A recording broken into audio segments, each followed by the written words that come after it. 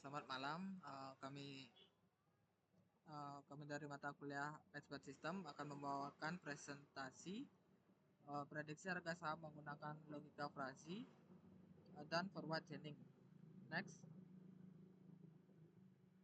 Nah, dan di sini ada anggota tim kami. Yang pertama ada saya sendiri, Ari Garba. Yang kedua ada Jun Lauri. Yang ketiga ada Wira Hadi. Next. Apa itu Expert System? Sistem komputer yang dirancang untuk meniru kemampuan pengambilan keputusan seorang ahli. Yang pertama ada basis pengetahuan, penulis bis, informasi, dan aturan dari para ahli. Kedua ada mesin inferensi bis, proses pengambilan keputusan berdasarkan data dan aturan. Yang ketiga ada aturan pengguna, user interface, tempat interaksi pengguna dengan sistem. Next.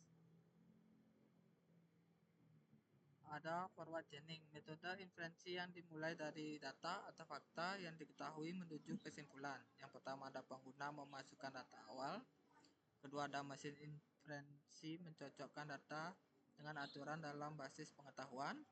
Yang ketiga ada sistem penghasilan kesimpulan atau rekomendasi. Next. Nah, di sini ada manfaat pengetahuan forward chaining. Yang pertama ada akurasi, keputusan yang lebih tepat berdasarkan analisa sistem. Yang kedua ada efisiensi, proses pengambilan keputusan yang lebih cepat. Yang ketiga ada pengetahuan risiko, analisa risiko yang lebih baik untuk rekomendasi investasi. Next. Nah, di sini ada strategisnya, ada Wolfhard menggunakan algoritma untuk manajemen portofolio otomatis. Yang kedua ada Bertmet menggunakan saran investasi yang dipersonalisasi berdasarkan profil pengguna. Next. Nah, di sini ada pemodelan aturan dalam sistem.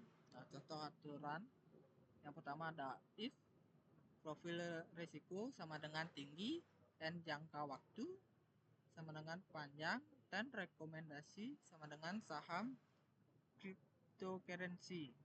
Yang kedua ada if profil risiko sama dengan rendah and jangka waktu sama dengan pendek dan rekomendasi obligasi rekayasa dana pasar uang.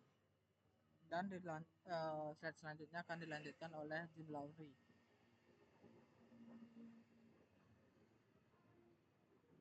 Baik, di sini saya akan melanjutkan.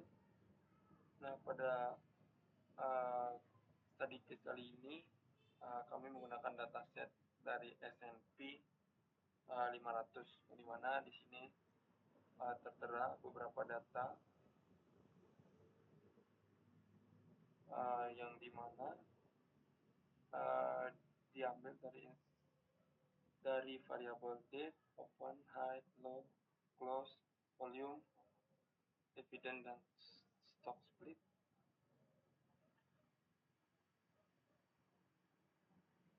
Oke, nah adapun aturan dalam sistem dan implementasinya.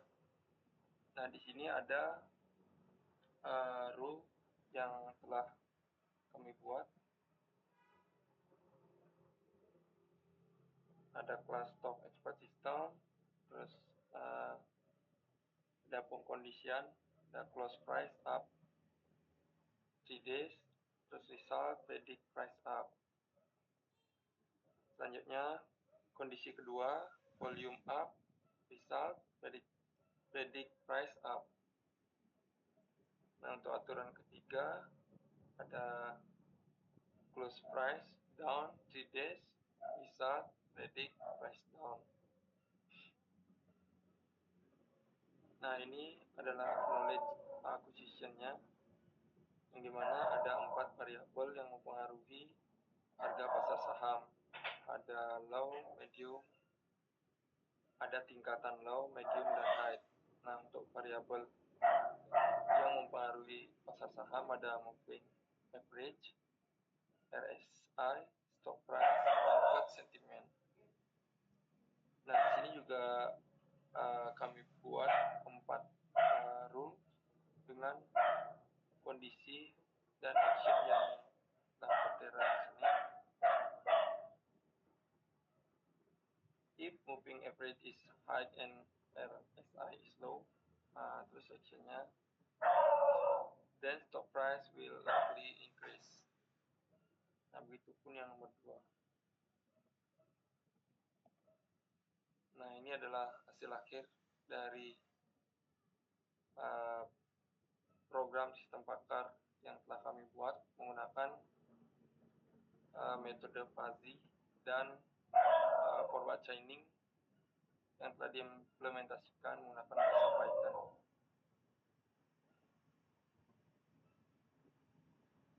Oke, ini adalah kesimpulannya dari hasil prediksi yang dihasilkan oleh sistem pakar fuzzy.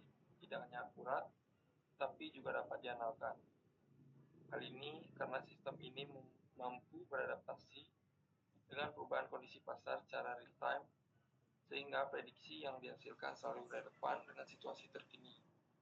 Nah, di samping itu, visualisasi hasil prediksi juga memungkinkan para investor dapat menganalisis dan juga memahami tren harga saham di masa depan dengan lebih mudah, sehingga membantu mereka dalam membuat keputusan investasi yang lebih tepat. Oke, untuk selanjutnya bisa dilanjutkan oleh teman saya.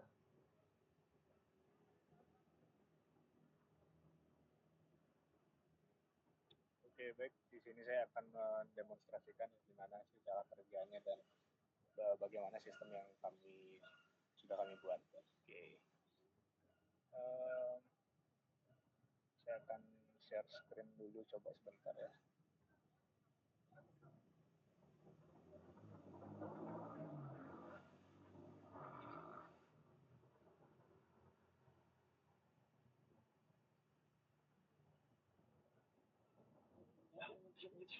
Oke, baik. Kita langsung aja. Di sini kita pakai program. Stacknya itu menggunakan Python, Panda, NumPy, dan Fuzzy, serta Matplotlib untuk visualisasi data. Nah, di sini saya menginisialisasikan sebuah condition sederhana, di mana ini akan diambil dari data-data dari saham S&P 500 yang sebagai contoh ya saat ini. Nah, selanjutnya kita akan memprediksi apakah itu price-nya up, apakah down. Nah, ini saya untuk handle function control-nya ada price up, ada price down, dan continuous data. Oke, nah selanjutnya kita menggunakan fuzzy untuk risk assessment. Nah, jadi kita mempertimbangkan bagaimana sih resikonya gitu. Seperti yang bisa dilihat, di sini saya mempunyai risk level ya, untuk mendefinisikan terlebih dahulu apakah risikonya itu termasuk ke dalam yang mana. Oke. Nah, selanjutnya ada function untuk fuzzy prediction ya, di mana saya memecah data-data S&P 500 yang formatnya itu CSV menjadi seperti ini. Ya, kita ambil volume, habis itu close price, open price-nya. Nah, setelah itu kita masuk ke function analyze stock data. Nah, di sini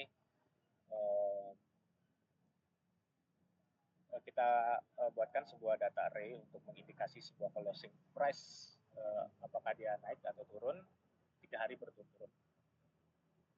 Nah, selanjutnya setelah kita mendapatkan data ini, apakah dia close dalam 3 hari, atau dia 3 hari berturut-turut up, atau 3 hari berturut-turut down.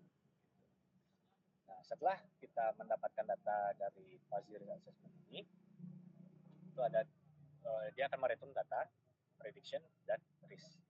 Nah, selanjutnya kita visualisasikan supaya lebih mudah dengan menggunakan Matplotlib. Untuk hasil akhirnya akan menjadi seperti ini.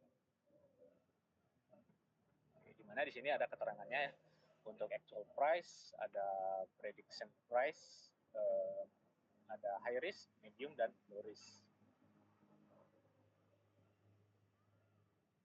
Di sini kita bisa lihat yang warna merah itu adalah high risk ya, di mana pergerakan market itu sangat volatile. Nah, jika dia warnanya kuning, dia low medium risk, dan yang hijau itu low risk. Nah, untuk S&P 500 itu kita bisa mengambil kesimpulan bahwa datanya itu menunjukkan up atau kenaikan. Nah, di mana dengan risiko